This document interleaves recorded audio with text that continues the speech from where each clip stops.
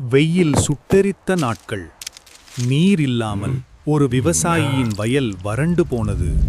வானத்தை பார்த்து ஒரு வார்த்தையும் பேசாமல் அந்த மனிதன் நம்பிக்கையோடு நின்றான். அந்த நேரத்தில் யாரும் எதிர்பார்க்காத ஒரு வருகை. மிகப்பெரிய கருப்பு காகம்.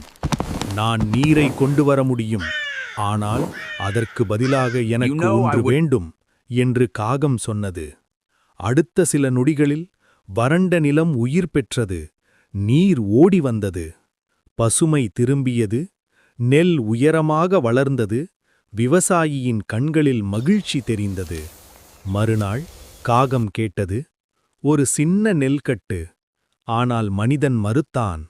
ஒரு வார்த்தையும் பேசாமல் காகம் சோகமாக பறந்து போனது. சில நாட்களில் நீரும் மறைந்தது. வயலும் உலர்ந்தது. உண்மை புரிந்தது. ஆனால் காலம் கடந்துவிட்டது.